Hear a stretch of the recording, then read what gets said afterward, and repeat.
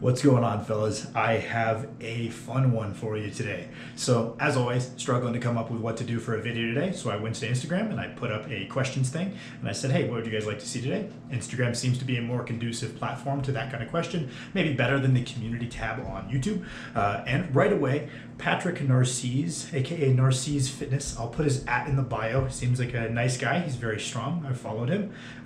He gave me a banger of a video idea that seems like a lot of fun. So we're gonna do it. He said you should make a meme lift like exercise tier list. So put meme lifts into tiers, like as far as like whether they're actually decent lifts or not, or just silly. I assume that's what he means. If he means like as far as they're cool, I don't think most meme lifts are cool. I think they're just hiding your strength levels by doing things other people don't do a lot of the time. But so we're gonna gauge their efficacy. Are they good exercises within a program, right? We can say, oh, there's no bad exercises. Some exercises are definitely better on average for most people's goals than others, so we're going to put them in a tier list. Don't take this too seriously, though. I'm just doing this off the cuff. And he was even so nice as to make me a list of meme lifts because I'm not super in tune with internet culture. I thought I might miss some. He helped me out. So we're going to get into it. Thank you, guys. I'm very excited for this one. The first one is reverse grip bench press.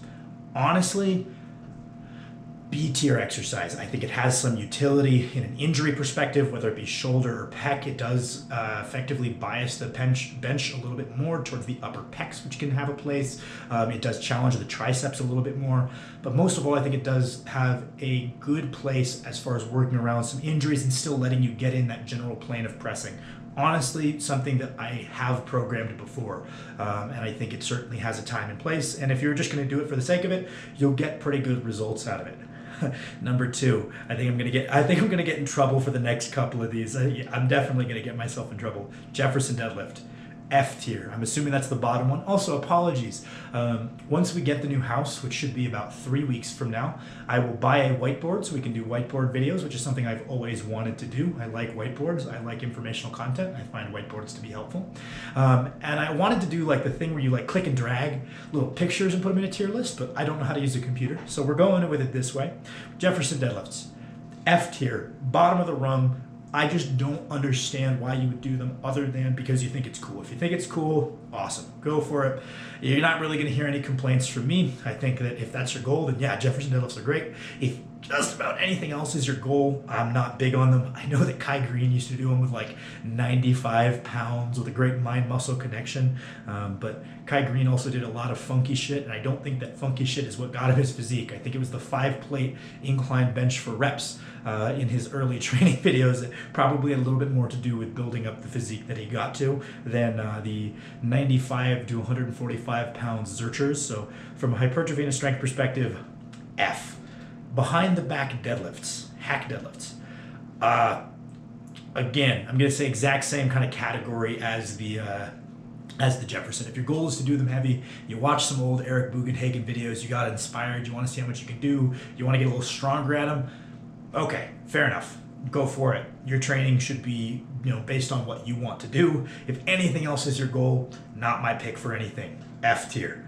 Zercher. So deadlift the bar off the floor, rest it on the thighs, lift to lock out in the crook of elbows. So as far as a training stimulus, I think that breaking this lift down can have its place. So the Zercher squat, obviously the initial pick is just a deadlift, but the Zercher squat segment of the lift can be a pretty good lift, and I think can have its place within a training program in a home gym or maybe even within a strongman's training program. Not a bad lift, especially if you don't have a lot of implements to train on. It can be helpful. But as far as the lift as a whole, I just think it's kind of a cool feat of strength, but I will admit that I do think a heavy Zercher from the floor up, I think that's pretty cool. So I will give that a little bit of extra credit. From a training perspective, not great, but because I do think it's cool, we'll bump that up to C tier. The next one, Zercher from the floor. So starting with it in the crook of the elbow. Not a great exercise, but I wouldn't say it's useless, especially in a strongman perspective, right? This can be helpful for just building up, strength in a bit of a rounded position for something like stones or sandbags. So it's not completely useless. I think that extreme range of motion can be sometimes helpful for just building up the lower back strength. I wouldn't say it's completely useless, but I would say it's something I would do often. I would even do something like a Zercher back extension. Lots of people will find that if you've got a short 45-degree back extension and you go to try to do like a heavy barbell type lift, like Pete Rubish was a huge fan of, they don't have any range of motion because their machine isn't as high up as his. And I've seen people try a Zercher hold in this exercise. And I actually find that to be a pretty decent exercise. I would pick a Zercher 45-degree back extension. If you hook it, get up, and then do your reps, I would probably place that comfortably ahead of a Zercher deadlift from the floor as far as how often I would use it, which I think is a big criteria for whether I think an exercise is good. We'll put the Zercher from the floor high D tier. I think that's fair. Zercher squats. Okay. Zercher squats, I think we talked about a little bit ago. They can definitely have their place. I would put those high C tier. Maybe low B tier. I forgot that most people have an S tier, right? So I think we could put those in B tier and I wouldn't feel too bad about it. Man, I should have looked. I don't know what one of these is. So that's super cool. The next one is a Zercher rack pull. This, I would say, oh man, where did I put the Zercher from the floor? I think I put it D tier. I think a Zercher rack pull, just because it's not so comically large of a range of motion. Yeah, I think because it's not so crazy large of a range of motion, it maybe is used more often, but I would say ultimately it's kind of a similar lift. Okay, so pardon me looking down at my phone. I was looking up the lift. I don't know what the fuck this is. So yeah, I put the Zercher rack pull in a D tier. An Arthur lift, which is the one where you hike it up your back, F tier. Even as a feat of strength, I don't think it's as cool as like a Zercher from the floor. So like as a feat of strength, I don't get it.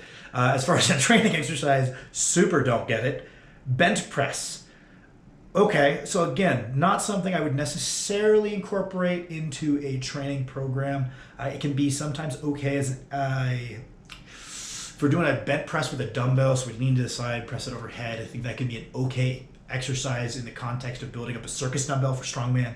Just challenge our stabilizers in this bent position as well as our primary movers. Although when you do a circus dumbbell, just FYI, if you're trying to do it as a press, you're not going to be a very good circus dumbbell competitor. It's a jump, right? We're trying to do the majority of the work with the lower body and then catch. But challenging the delts in that position, maybe it can be okay. We'll put that in the D tier. I also think it's pretty cool. So if you did a super heavy bent press, I might think it's kind of cool. So as a feat of strength, we might even bump that up to like C, B tier type thing. Sissy squat. A tier. Okay, here's one that I definitely could see incorporated on a regular basis within a program. I think that for most people, this is not a phenomenal strength exercise. I think that unless you're pretty strong you're able to do enough volume with it, it's not always the best hypertrophy exercise. But as far as something that is included maybe a couple times a week throughout your strength training regimen to keep your knees healthy, I think that if you are able to do it somewhat pain-free or progressing to do them pain-free is a very, very good motion. So I would give the sissy squat an A tier, right? That's not to say it's, this is as effective as maybe, let's say a belt squat is an A tier exercise. I'm not saying that it's as effective for building your quads as a leg or even like a leg extension, something even lower scale like that. I wouldn't even say it's as effective as those just because it's hard to progressively overload consistently. But I would tell you that as far as utility, general utility within a training program, that you got a decent argument for a sissy squats as a, A tier, maybe even an S tier if we're just talking about like, hey, as far as things you could do to gradually rehabilitate your knees, they're great, they're really good, but we'll go with A. Fuck, man, there's another one of these, I don't know what they are. I have no idea what a javelin press is, so I'll do that one at the end so you guys can deal with a little radio silence of me looking up what the hell a javelin press is. Rounded back deadlifts on purpose like worm chad. So we're gonna kind of switch this up and just say Jefferson curls, which is just like an RDL where we're rounding at the spine as much as we can. And I'm gonna tell you something similar to what I said for the sissy squat. Is this a good hypertrophy exercise? I wouldn't use it like so. I don't think that taking a Jefferson curl to the proximity of failure needed for good hypertrophy is a good idea. Is it a good strength exercise? Again, I might not take these super heavy. But is it a good general motion to include in a warm-up or post-training routine to try to keep your body durable and healthy? Yes. For these reasons, I think I'm going to put it in the same spot that I put the sissy squat as just a general motion. The next one is trap bar deadlifts.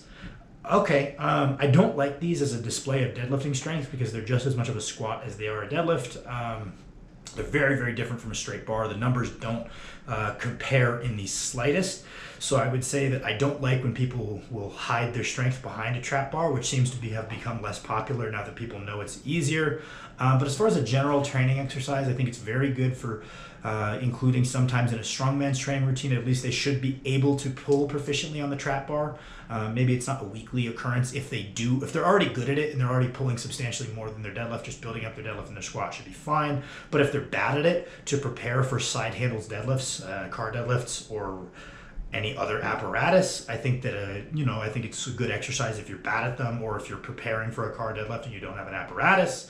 I think that they can be good there. I think that as far as just a general upper back, leg type stimulus, really not bad. I'd feel very comfortable tossing trap bar deadlifts, just including them in a training program, especially for people who have no goals as far as a straight bar deadlift and they just want to practice picking up something heavy off the floor that's maybe a little less technical. So I guess if we're talking about like how often I might give them out is like the proxy for how good the exercise is, I would say this is somewhere between B and A tier. It's a solid exercise. I think that for sport-specific strength goals or feats of strength, I don't think it's the best, but it can certainly have a time and place. So somewhere between B and A, depending on who's asking. The next one is the trap bar overhead press. This is a super solid lift. It's just a neutral grip overhead press. It's a little bit gimmicky, but it's a neutral grip overhead press where you don't have to get your head out of the way. Tends to be pretty non-invasive on the shoulders. We can keep that center of mass above our foot. If we're preparing for a log press and we haven't gotten the chance to do any pressing with a neutral grip, a trap bar can give us that opportunity. I would say that they're kind of a similar lift to doing like neutral grip dumbbell overhead presses, which is a great accessory that I would probably put like neutral grip high incline press. I'd probably throw that in like A to S tier. And I'd say these are only slightly worse because they're slightly less versatile. So I honestly feel okay putting the trap bar overhead press just as a solid neutral grip motion. It's easier to keep above your midline, so it's going to put a little bit less stress on your lower back than something like a barbell that's forced to go in front of your head. I would feel okay giving this an A tier. Above the knee rack pulls. I think that if you execute them really diligently, you probably should never be doing them above the knee. I just don't think there's necessarily a purpose for that. But as far as a well done rack pull, they're bad for bars, so I don't generally recommend them to people. As that training stimulus can be reached a lot of ways that are also submaximal, no reason to nuke your CNS for something that could have been done with a submaximal row more often than not. But I wouldn't say they're useless. I'm going to throw above the knee rack pulls D tier, and if we're going to do regular rack pulls, I would bump them up to B tier, like right below the knee. Maybe even above B tier if we're talking from a strongman perspective, just an easy way to train from an elevated height for people with limited equipment. But making yourself in blocks is usually going to be better off because the feel of pulling from the rack and the feel of pulling from blocks is a little bit different. So yeah, okay.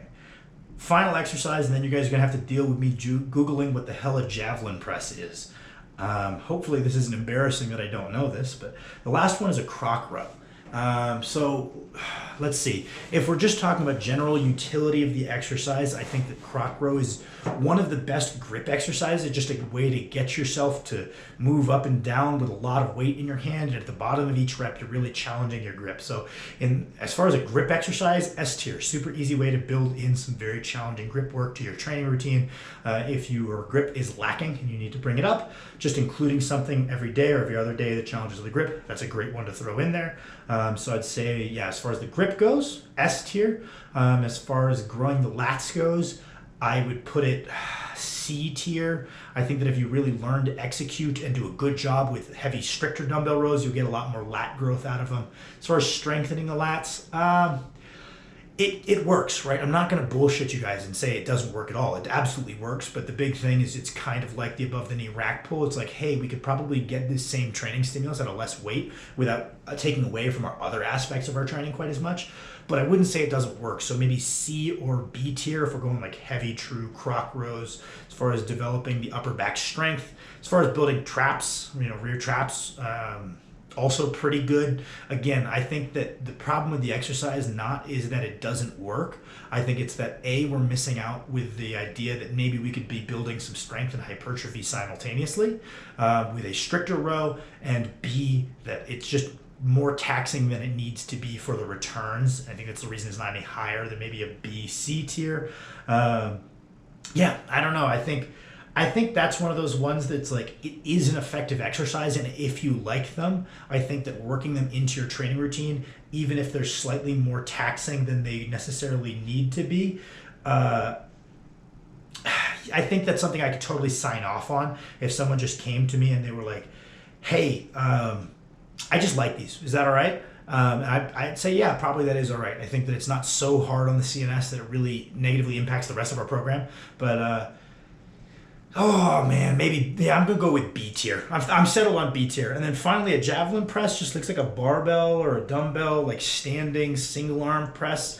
That's a great exercise. I like them. I think that they have a lot of utility. We're going A tier. So apparently, according to me, there are no S tier meme lifts. Let me know if you guys disagree with me in the comments. If I missed any meme lifts, I'll throw a last minute rating in the comments. If I missed some, tell me if I'm an idiot because you love meme lifts and you're much stronger than me due to them.